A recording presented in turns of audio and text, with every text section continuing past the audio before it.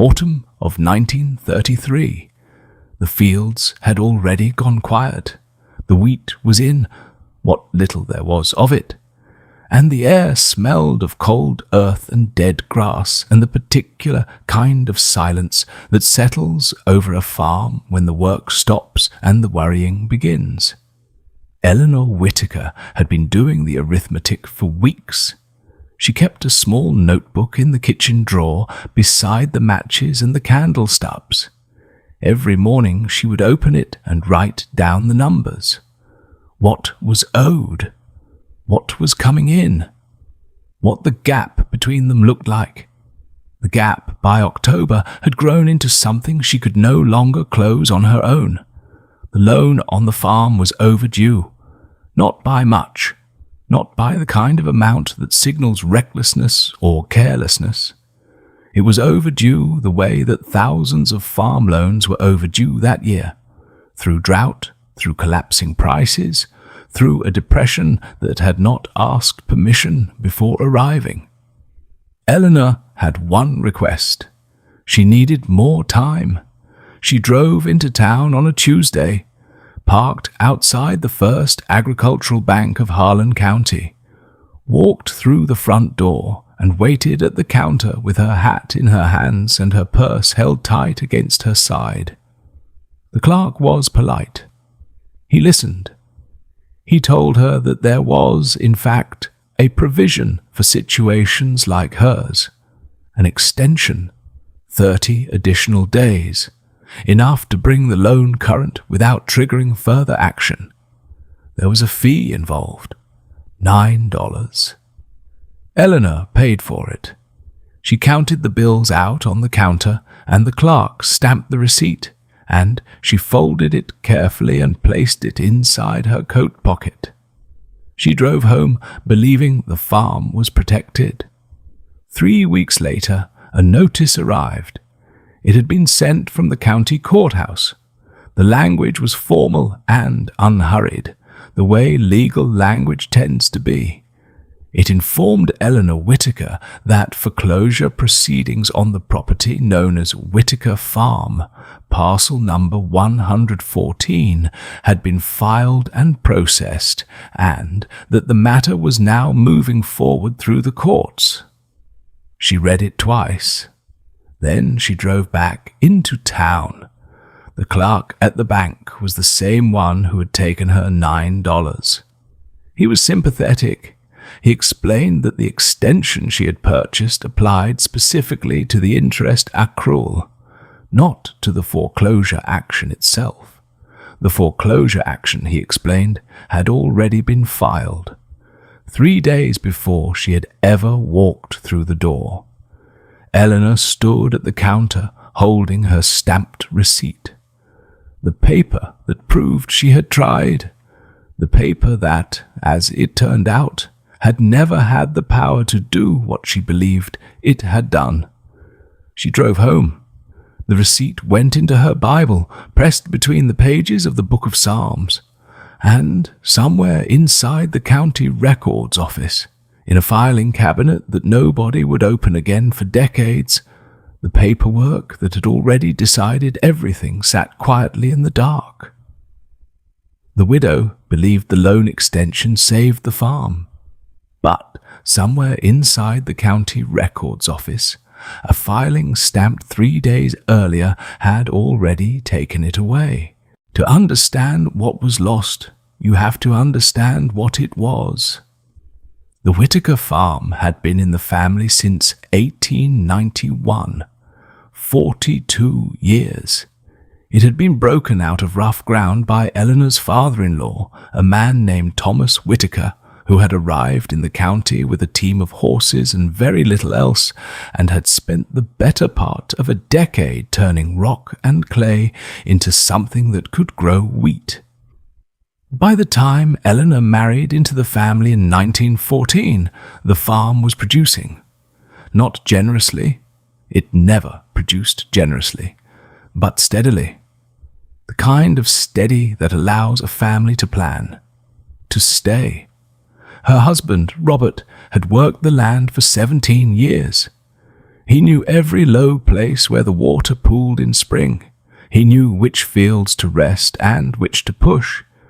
He knew the particular way the wind moved through the winter wheat in February and what it meant. Robert died in the spring of 1931. A short illness that the county doctor couldn't name with any confidence. He was 51 years old. He was buried in the small cemetery at the edge of the south pasture, beside his father and his father's first horse, which the old man had insisted be interred there. Eleanor was 47. Her two sons, William and Thomas, named for his grandfather, had both left for railroad work the previous summer. There was no work on the farm that paid wages, and the railroad paid wages. It was a practical decision, the kind that families made all across the middle of the country in those years.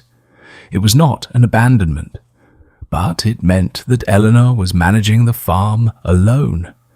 She hired seasonal hands when she could afford them. She ran the equipment herself when she couldn't. She kept the notebook in the kitchen drawer. The drought had come in 1930 and had not fully released its hold. The prices for wheat had fallen so far that some farmers were leaving it unharvested because the cost of bringing it in exceeded what the market would pay. Eleanor harvested hers anyway. She needed whatever the fields would give. The mortgage on the farm was held by the First Agricultural Bank of Harlan County.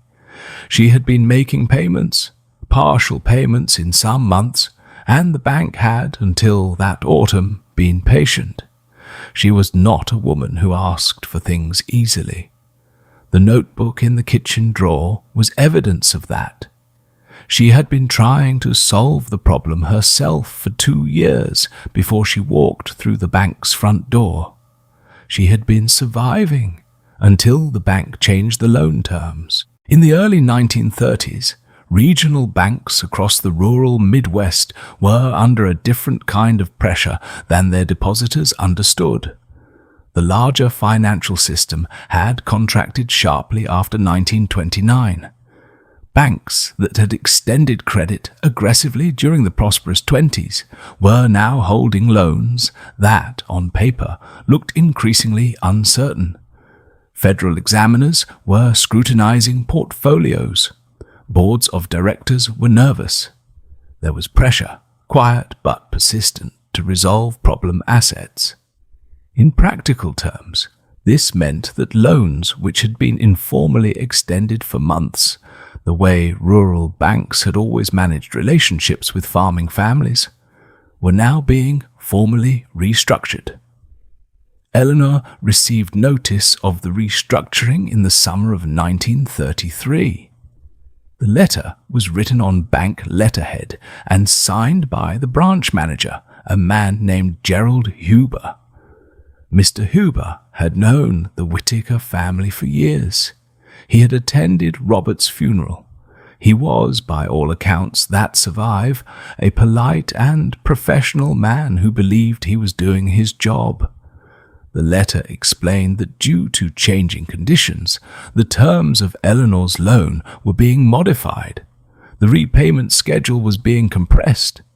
There was a clause, several paragraphs into the document, written in the dense, subordinate clause language that legal documents tend to prefer, that allowed the bank to accelerate the full balance of the loan if certain conditions were not met by certain dates. Eleanor read the letter. She read it more than once. She understood parts of it clearly.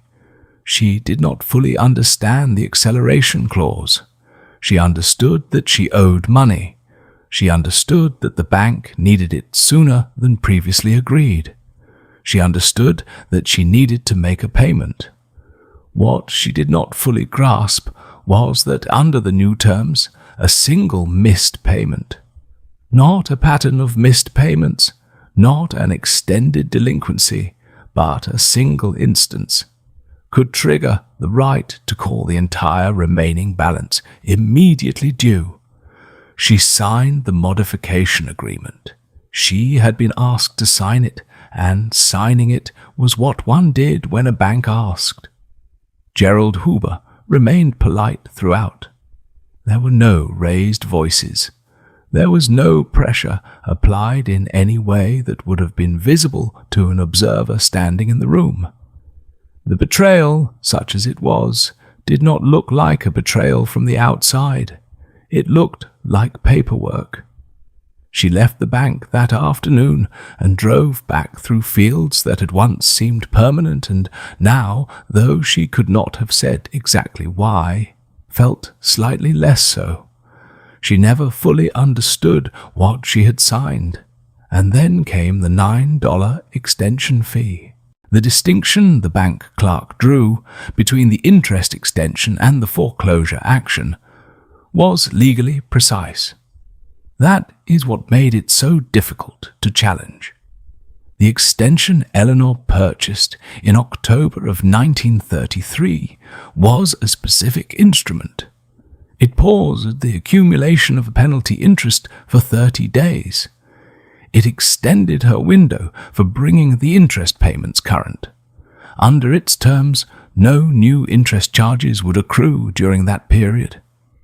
What it did not do, what it was never designed to do, and what the document itself, had Eleanor read every line of it, did not claim to do, was halt a foreclosure action that had already been initiated.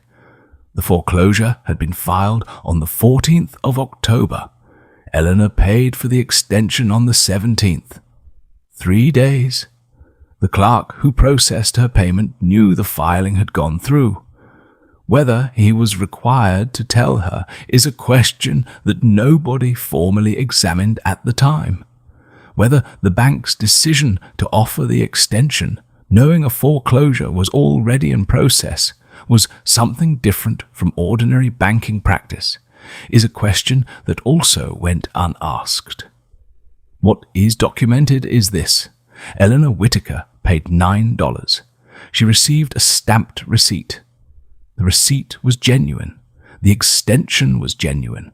The paperwork was, in every technical respect, correct. And she drove home believing she had bought the farm another month. She placed the receipt inside her Bible, as has already been noted. What has not been noted is that she placed it on purpose, deliberately, carefully, in the way that a person preserves something they believe will matter later, something they may need to show someone, something that proves a thing. The receipt proved that she had gone to the bank, that she had asked for help, that she had paid what was asked of her. What she could not prove, what she would not understand for some time, was that the farm had already passed beyond the reach of $9 extensions. The paperwork had been technically correct, which made it much harder to challenge. The auction was held on a Thursday in February of 1934. It was cold, the kind of cold that moves through a coat without asking.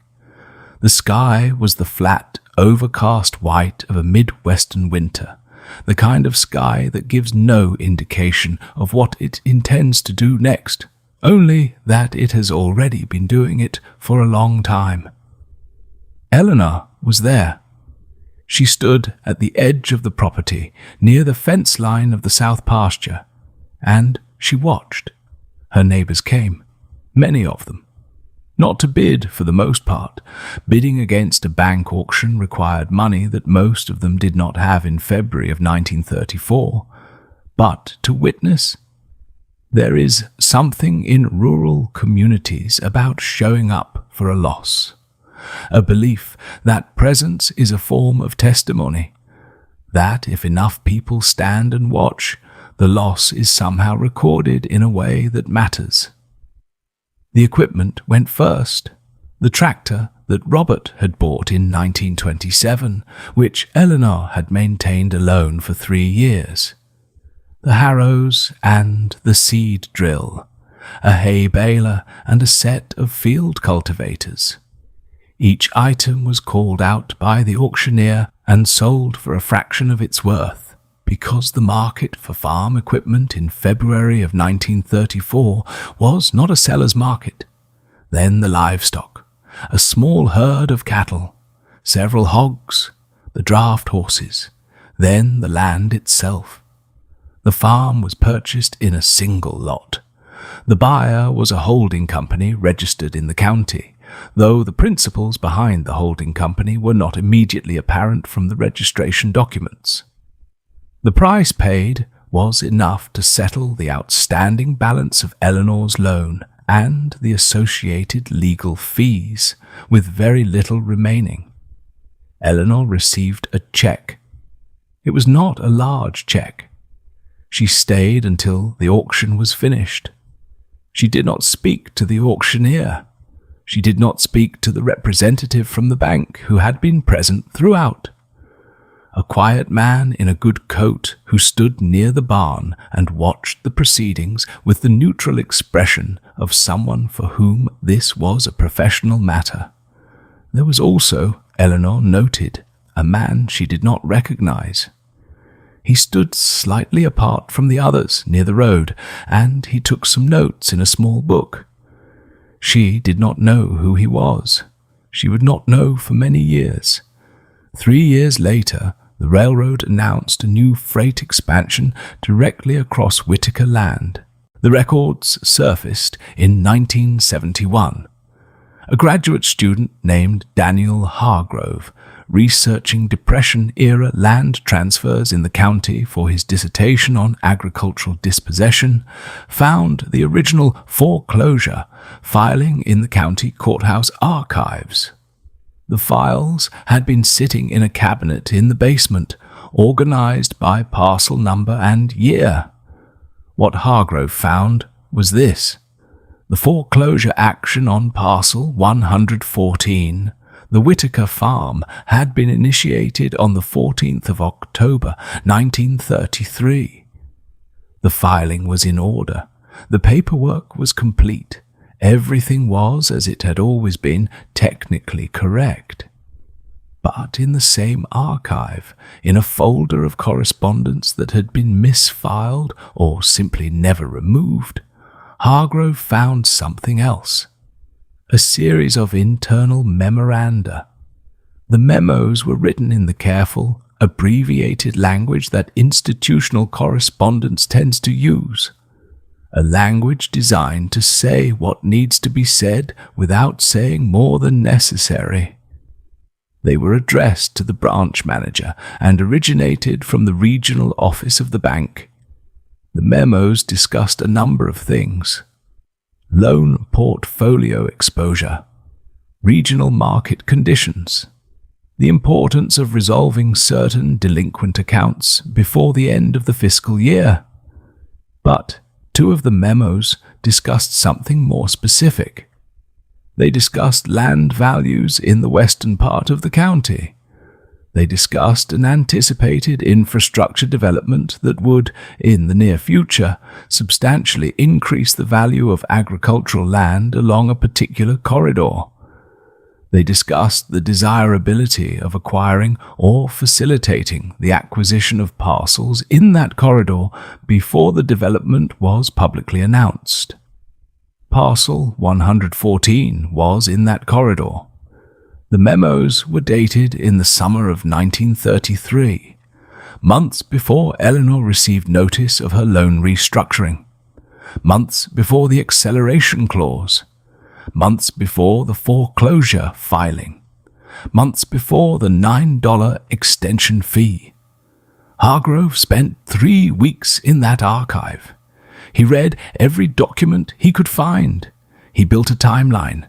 The bank, or at least the people within it who wrote those memos, had known something that Eleanor Whitaker had not known. They had known that the land in that part of the county was going to become significantly more valuable, and they had known it while they were restructuring her loan. What Hargrove could not prove, what the documents did not explicitly state, was that the foreclosure had been planned from the beginning with that knowledge in mind. Institutional correspondence does not tend to state such things explicitly. It implies, it suggests, it discusses desirability and timing without specifying cause and effect. What the document showed was that the bank had possessed information about future land values that Eleanor had not possessed, and that the timeline of her loan restructuring, her foreclosure, and the railroad announcement aligned in a way that was difficult to explain as coincidence. The farm had never really been worth the debt. It was worth the rail line beneath it. Eleanor had saved everything. This was not unusual for a woman of her generation and circumstances. Paper was a form of memory. Letters were evidence that things had happened. She kept them in a wooden box in the corner of whatever room she was living in, which after 1934 was no longer a farmhouse. She moved first to a rented room in town, then, in 1937, to a small house her son William had helped her arrange near the railroad depot in the next county. A detail that, in light of what came later, carries a particular weight that Eleanor herself would never have perceived. The box contained her letters to the bank. There were 14 of them, written between 1932 and 1934 in Eleanor's careful, slightly formal handwriting. The handwriting of a woman who had been taught that letters to businesses should be composed with care. They asked for time, each one in a different configuration of the same request. More time to bring the payments now, an understanding of her situation, the drought, the prices, her husband's death, a belief, stated plainly and without apparent bitterness, that she was capable of meeting her obligations if given the opportunity to do so. They were not dramatic letters. They did not threaten. They did not accuse. They described circumstances and made requests in the way that a person addresses an institution they trust to respond in good faith.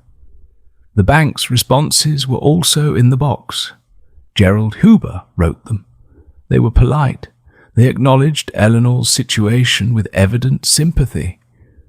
They expressed a commitment to working with her. Hargrove, when he found copies of the internal correspondence from the same period, noted the difference in register. The letters to Eleanor spoke of partnership and patience.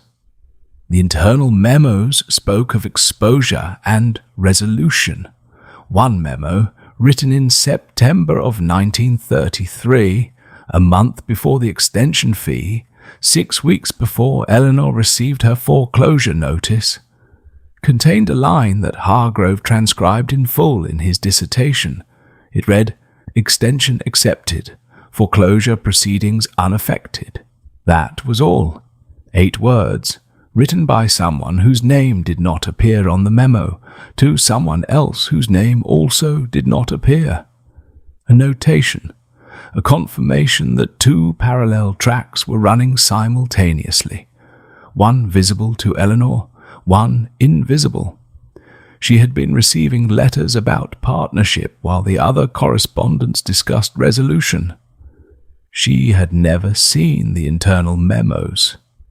There was no mechanism by which she would have. She kept the letters because she believed they proved something, that she had communicated, that she had been in a relationship with the institution, that the conversation had been real. It had been real. It had simply been accompanied by another conversation she was not part of. By the time Eleanor understood the meaning of the receipt, the farm no longer legally belonged to her. In 1936, the railroad announced the expansion. It was described in the county newspaper as a significant economic development. a new freight line running through the western part of the county, access to markets that had previously required longer hauls, anticipated growth in grain storage capacity, jobs during construction. The announcement was welcomed. It was, by any ordinary measure, good news. The land the freight line required had already been acquired. A holding company, the same one that had purchased parcel 114 at auction in February of 1934, held several of the key parcels along the route. The holding company was connected, through its principals, to investors who had maintained banking relationships with the first agricultural bank of Harlan County. The land that had been purchased at Depression-era auction prices for amounts that barely covered Eleanor's outstanding debt was now worth substantially more. The new freight depot was built in 1937 on land that abutted the old south pasture. A grain elevator followed in 1938. By 1940, the land was generating the kind of returns that the bank's internal memos had, 8 years earlier, quietly anticipated. Eleanor was living in the small house near the depot by then. She could, on certain mornings when the wind was right, hear the trains. She died in 1958 at the age of 74. She had, in the last decades of her life, occasionally told the story of the $9 receipt to her grandchildren, not as a story of injustice. She did not frame it that way. She framed it as a story of a mistake she had made, a failure to understand, a lesson about reading documents carefully, about asking more questions, about not assuming that a stamped receipt means what you think it means. She believed she had failed to protect the farm. She died believing that. She never knew about the memos. She never knew about the railroad corridor. She never knew that a graduate student would find the files in a courthouse basement 13 years after her death and spend 3 weeks reading everything she had tried to do. The most painful part is not the loss. It is that Eleanor Whitaker spent the last 24 years of her life carrying the weight of a conclusion, that she had failed, that the documents, when they were finally read, did not fully support. For decades, nobody questioned the filing.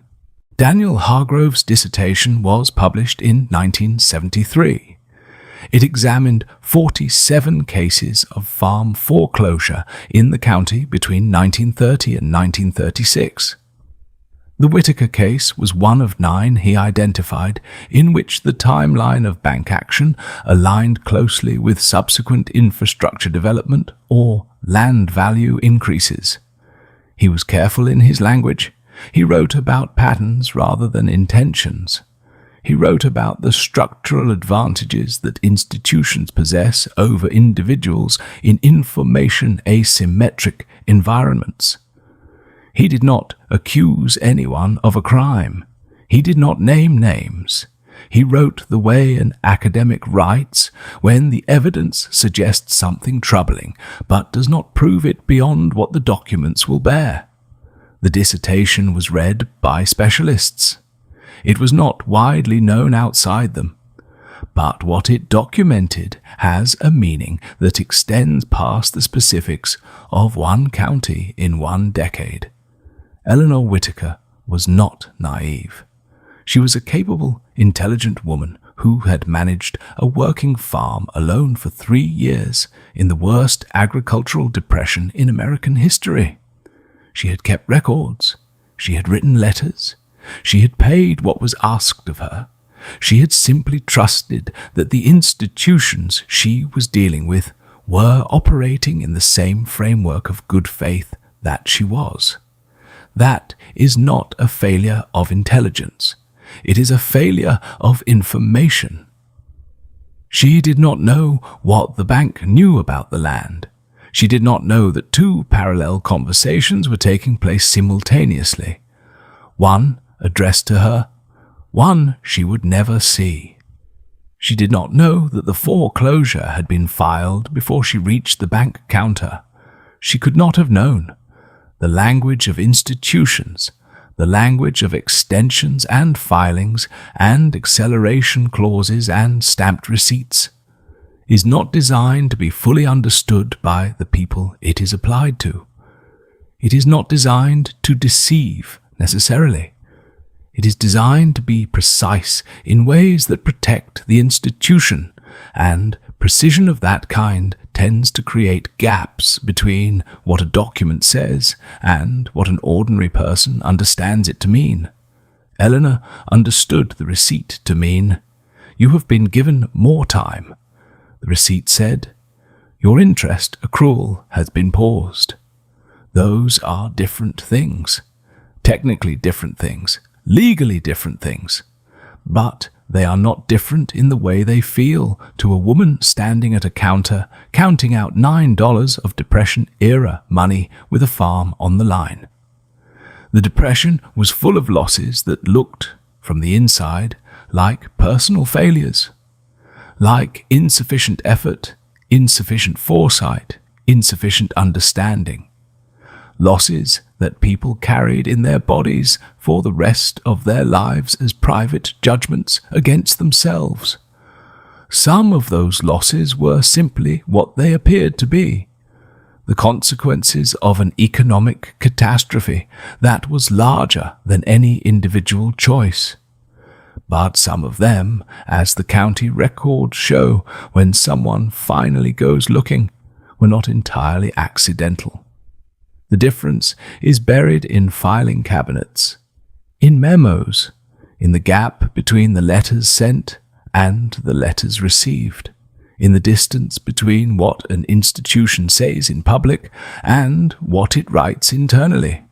Most of it has never been read. Eleanor Whitaker kept the receipt for the $9 extension folded inside her Bible for the rest of her life. She believed it proved she had tried. What she never knew was that somewhere inside the county records office, the decision had already been filed before she reached the bank counter.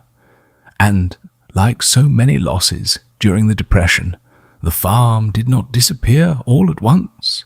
It disappeared quietly, one signature at a time.